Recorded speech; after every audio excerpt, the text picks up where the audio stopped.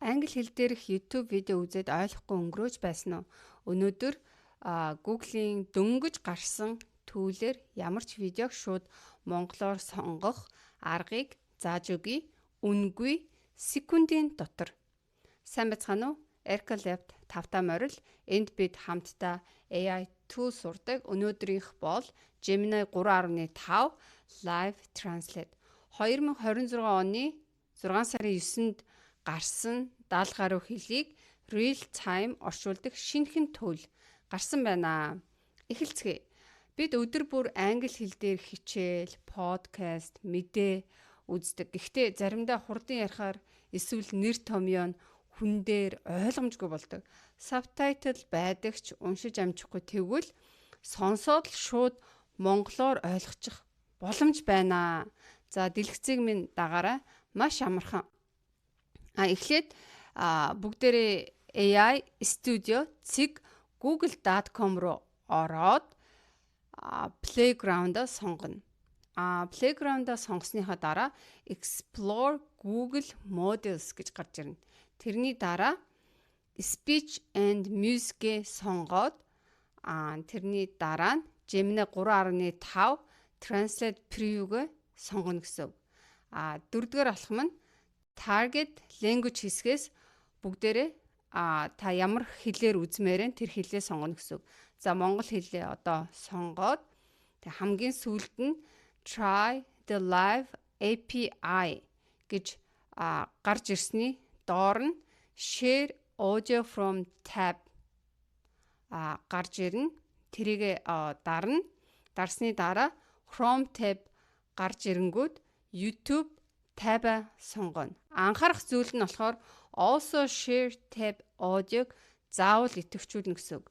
Үүнийг алгасвал дуу дамжихгүй гэсэн үг шүү. Дараа нь Share гэдэг товчоо дараа л болоо. За одоо YouTube бичлэгээд тоглуулахад л Gemini шууд монголоор орчуулж сонсгоно. За хоёр зүйлийг анхаараарай. Англи, испани зэрэг түгээмэл хэлэнд чанар илүү сайн ажилдаг. Хэдхэн секундын хоцрогдол бол байдаг. Энэ нь бол хэвийн. За бүгдээрээ одоо хамтдаа туршид үзье.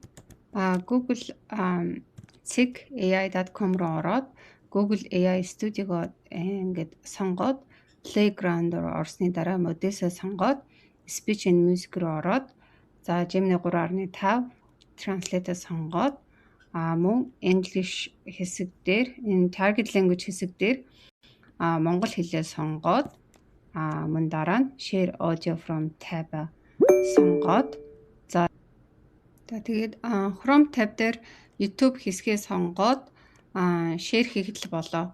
Мөн анхаарах зүйлс Also Share Tab Audio-го та бүхэн заавалчгүй идэвхжүүлэх ёстой. Тэгээд share хийн. Энэ YouTube-ыг яаж сонгож байгаа вэ гэхээр та нар маань YouTube-ыг өөр цонхон дээр нээлттэй байлгасан байх ёстой шүү. YouTube-ыг нээгээд өөр цонхон дээр байлгаараа тэгээд энэ шууд YouTube чинь ишигээ шууд орно гэсэн үг. За одоо монголоор сонсоод үзье. Нэг хэрэг гэхдээ хэрв тэдгээр нь хэдэн мянган долларын өртөг бол энэ утгагүй юм.